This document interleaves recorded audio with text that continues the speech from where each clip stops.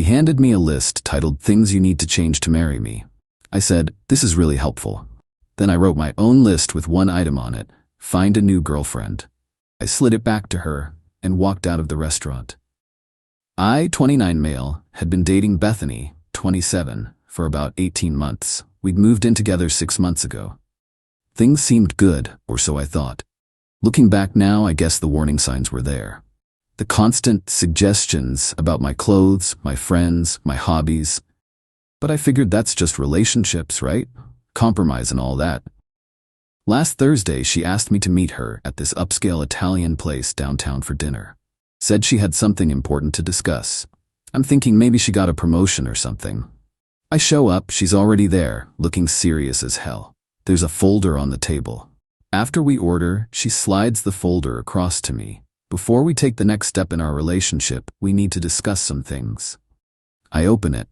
There's a laminated sheet titled, Requirements for Marriage, Areas Where Derek Needs Improvement. I kid you not. Laminated. Like she went to Kinko's for this. The list: 1. Income. Must increase salary by minimum 40% within 12 months. Current salary inadequate for our lifestyle goals. 2. Physical fitness. Join CrossFit specifically. Lose 15 pounds. Develop visible abs. 3. Vehicle. Trade in current Honda Civic for marriage-appropriate vehicle, BMW, Audi, or Mercedes only. 4. Wardrobe. Complete overhaul required. She'd attached a Pinterest board of approved looks. 5. Social circle. Phase out friends Corey, Miguel, and Josh. Negative influences on our future. 6. Hobbies. Gaming limited to 2 hours per week maximum. Golf lessons mandatory. Networking opportunity. 7. Family boundaries. Visits to my mother reduced to holidays only. 2. Attached. 8. Career path. Commit to MBA program by next fall. She'd already researched schools. 9. Housing. Must commit to purchasing home in specific neighborhood within 2 years. Minimum 3,500 scope fit. Social media. Remove all photos with ex-girlfriends. Update relationship status to include her in profile pic. She's watching me read, sipping her wine. When I finish, she goes, "I've thought long and hard about this. These are my non-negotiables. I need to know you're serious about our future." I stare at this list, then at her. She's dead serious. "This is really helpful," I said. Her face lights up. "I knew you'd understand. When can we start working on?" I pull out my phone, open notes, type one line, "Find a new girlfriend." I show her the screen, place a $20 on the table for my drink, and walk out. My phone started blowing up before I even reached my car. Ignored it all. Went straight home, packed her stuff into boxes while she was bombing my phone. Changed the locks. Landlord was cool about it when I explained. Put her boxes in the building's mailroom with a note for her to pick them up by Sunday. The entitlement of thinking she could hand me a whole-ass improvement plan like I'm some kind of project? Nah, I'm good. Update 1. Yo, the fallout from this has been absolutely wild. Bethany's entitlement has reached levels I didn't even know existed. So after I left the restaurant, she apparently sat there for another hour waiting for me to come back. The waiter told me this later. I'm a regular there, and he was dying laughing about it. She kept telling other tables I was having a moment and would return once I processed everything. Friday morning, she shows up at my work. Security had to escort her out. She was in the lobby with a PowerPoint presentation on her laptop, trying to show my coworkers Derek's transformation plan and asking them to talk sense into me. My manager, Carl, was like, "Bro, is this real life?" But here's where it gets insane.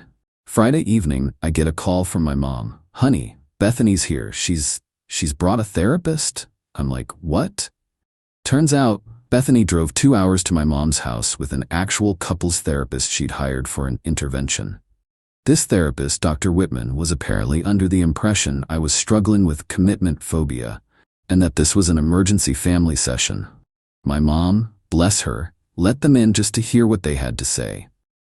Bethany had created a whole presentation about my potential and how my mother had enabled my underachievement.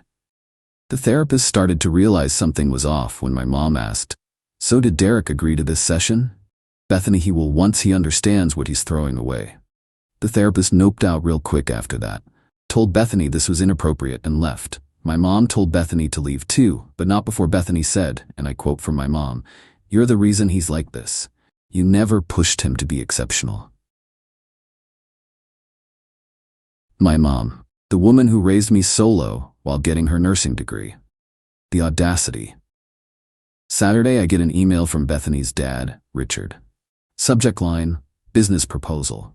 This man, who I'd met maybe 5 times, sent me a formal offer to join his construction company as a junior manager, with the salary increase Bethany required, contingent on me reconsidering my hasty decision and attending couples counseling with his daughter. But the real kicker? He CC'd Bethany and wrote, "I've solved the income issue. The other items on Bethany's list are reasonable and achievable with dedication." Sunday comes. Her pickup deadline. She doesn't come. Instead, her friend Tara shows up with a U-Haul and 3 guys. But here's the thing. Bethany had given them a list of stuff to take that included my television, my gaming console, my coffee maker, and, I cannot make this up, my grandmother's china set that she claimed was basically hers since she used it more. Building security stopped them. I had to come down and point out exactly what was hers. Tara kept arguing that Bethany had invested in improving my apartment, so she deserved compensation. One of the moving guys actually apologized to me. "Dude, she told us you were abusive and stealing her stuff. But you seemed chill and she sounds crazy." They refused to take anything not in the boxes after that. But we're not done. Oh no. Monday morning, yesterday, I get a LinkedIn notification. Bethany had updated her profile to say she was a life coach and relationship consultant and had published an article titled "When You Outgrow Your Partner, A Guide to Upward Dating." She didn't name me, but it was obvious. She wrote about how she'd spent 18 months trying to elevate a partner who was content with mediocrity, and how she'd created a framework for relationship advancement that was rejected by someone too comfortable with average. The comments were brutal. Someone found my post, I'd shared it in a relationship advice group, and linked it. Her article got absolutely roasted. She deleted it within 2 hours, but screenshots were already everywhere. Last night, she sent one final text from her sister's phone. "You'll regret this when you're 40 and alone with your video games." I replied, "Already having more fun alone with my video games than I had with your lists." Block that number too. My buddy Qley, one of the negative influences, brought over pizza and beer last night. We played COD until 3 a.m. Best Monday I've had in months. Update 2, I thought it was over. I was wrong. The entitlement escalation has been absolutely unhinged. So Wednesday, I get a call from my apartment complex office. There's been a complaint filed against me for illegal eviction and theft of property. Bethany had actually tried to file a formal complaint saying she was a legal tenant and I'd violated her rights. Here's the thing, she was never on the lease, never paid rent. She just moved in.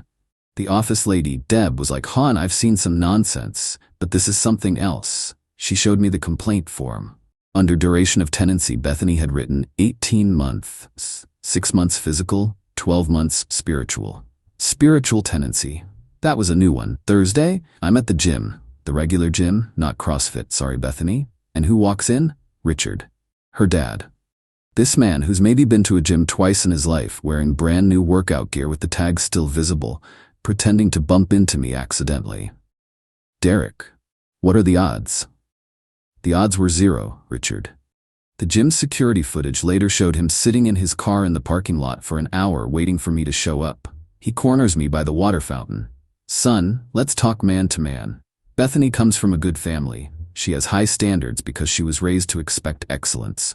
Maybe her delivery was wrong, but her intentions. "Richard, she literally graded me like a performance review. She sees your potential. She sees a project." Then he drops this. "I'll buy you the BMW myself. Consider it an early wedding gift." I laughed so hard I had to sit down. "Richard, I don't want a BMW. I like my Civic. It's paid off." His face went red. "You're gonna throw away my daughter over pride? She chose you." "No, she chose who she thought she could turn me into." He stormed out, left his brand new gym bag behind. Friday was quiet, too quiet. Should have known something was coming. Saturday afternoon, I'm doing laundry in the building's basement when I get a text from an unknown number. "Check your mail." In my mailbox is an envelope. Inside, a printout from a dating app. A profile for Derek, 29-inch with my photos, but a bio I definitely didn't write. Successful professional seeking ambitious woman to build an empire with. Recently out of a relationship with someone who couldn't match my drive. MBA candidate, CrossFit enthusiast, future homeowner. No time for games or mediocre mindsets. She'd made me a fake profile and was matching with women, having conversations as me. I know because my coworker Paulo calls me laughing. Bro, my sister just matched with you on Hinge and you're being weird as hell. You keep talking about synergy and power couples. But here's the truly psychotic part. She'd been scheduling dates. 3 women had been given my actual address and told to meet me at specific times. The first one showed up Saturday night while I was in sweats playing Elden Ring. This poor woman, Janet, was so confused. She was dressed up nice, had driven 45 minutes, and found me looking like I'd just woken up from a nap I had. I showed her the real situation. She was pissed. Turns out I had been talking to her for 3 days about our future villa in Tuscany and retiring by 45. Janet helped me report the profile. Then, plot twist, she stayed and we ordered Chinese food and laughed about the whole thing. She left her number. Call me when your ex is done being insane. You seem normal. Sunday, the grand finale. I wake up to my mom calling. Derek, why did I just receive an invoice? Bethany sent my mother an invoice for $8,743 itemized. Relationship coaching and life improvement consulting. 18 months at $200 a month, $3,600. Personal styling services, $1,200.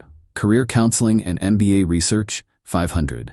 Meal planning and nutrition guidance, $900. Social circle optimization, $400. Interior design consultation, $1,500. Future planning and goal setting, $643.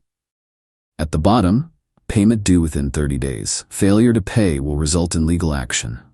My mom, who's the sweetest person ever, left Bethany a voicemail. Sweetheart, I'm going to need you to never contact me or my son again, and if you send me any more of your nonsense, I'll be billing you for the time I waste reading it. My rate is $300 an hour, minimum 4-hour blocks. But the best part? Bethany's sister Megan reached out to me on Instagram, not to defend Bethany, to apologize. Turns out, Bethany had done this before. Megan sent me screenshots from Bethany's ex from 2 years ago, going through almost the exact same thing. Different list, same energy. That guy had to get a restraining order.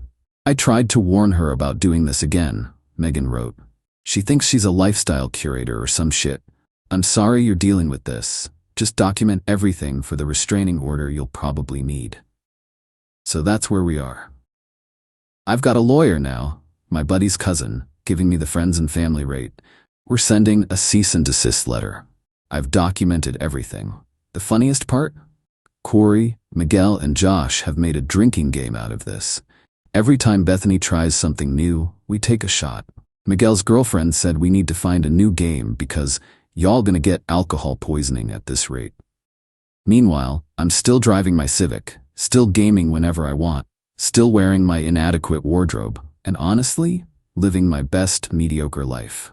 Final update, this is it, the conclusion to this absolutely bonkers saga. Strap in because Bethany's final boss mode was something else. So my lawyer sent the cease and desist letter. Normal people would stop here. Bethany is not normal people. She hired her own lawyer.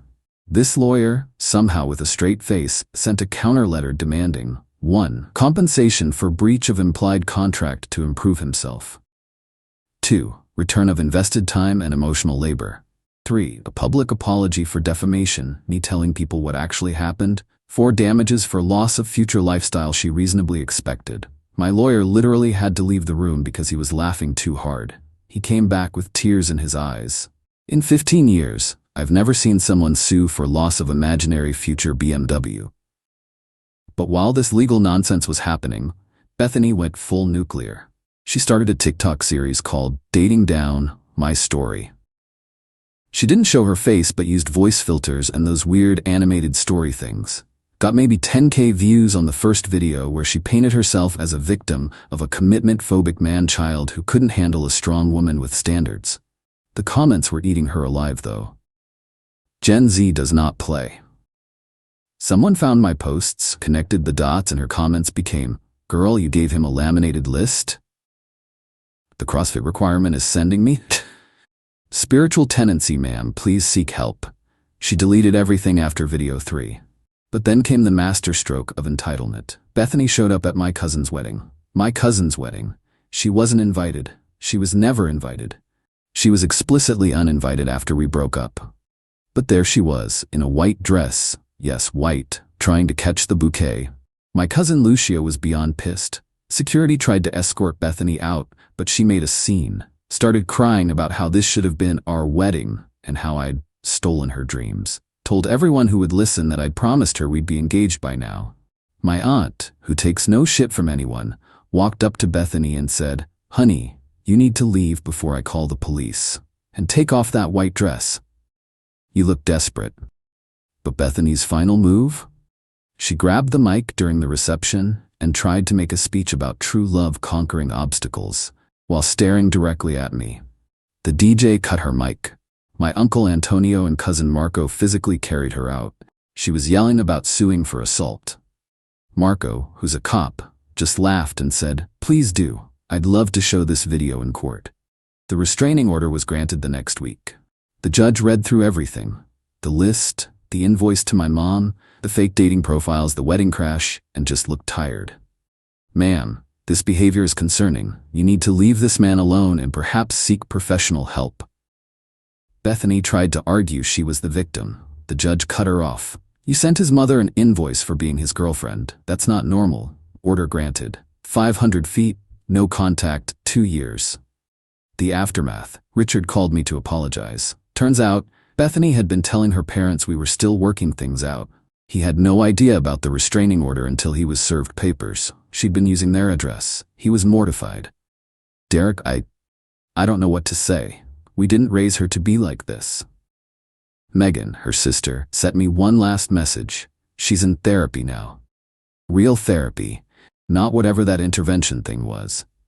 Mom and Dad finally see what we've all been trying to tell them. Sorry you had to be the one to expose it. My favorite plot twist though? Janet, the woman from the fake date. We've been hanging out. She thinks the whole story is hilarious. She came to game night last week and absolutely destroyed us at Mario Kart. Corey said she's already cooler than Bethany ever was. She doesn't care that I drive a Civic. She actually said it's smart to have a paid-off car. Revolutionary concept. My mom framed the invoice Bethany sent her. It's hanging in her kitchen. She shows it to everyone. Can you believe this girl tried to bill me for dating my son? It's become legendary in our family. Last I heard through the grapevine, Lucia's husband works with someone who knows Bethany's coworker. She's moved back in with her parents and started a new self-improvement journey. Apparently, she's making lists for herself now. Growth, I guess? As for me, still gaming with the boys. Still wearing my inadequate wardrobe. Still driving my Civic. Added a bumper sticker that says, "Mediocre and proud." Miguel got me it as a joke, but honestly, it stays. Never did join CrossFit. Did start going to a boxing gym though. Not for her list, just figured I might need to defend myself from future crazy exes. The trainer asked why I joined. I told him this story, and now the whole gym knows me as list guy. They printed out her list and put it on the wall as motivation, with a big red X through it. The best revenge? I'm happy. Genuinely happy. Living my average, mediocre, list-free life. Playing video games whenever I want. Visiting my mom every Sunday. Hanging with my negative influence friends. Bethany wanted me to change everything about myself to be worthy of marrying her. Turns out, I'm perfectly fine being unworthy of someone who sees love as a performance review. To everyone who followed this journey, thanks for the support and laughs. May your relationships be list-free and your standards be about actual compatibility, not someone's potential to buy you a BMW. Peace out from my adequate life. P.S. That PowerPoint she brought to my office? My coworkers saved it. We use it as a template for joke presentations now. Last week, Carl presented requirements for getting Derek to cover your shift, with items like must provide minimum 3 bags of Doritos and commit to watching the office marathon. Even my manager laughed.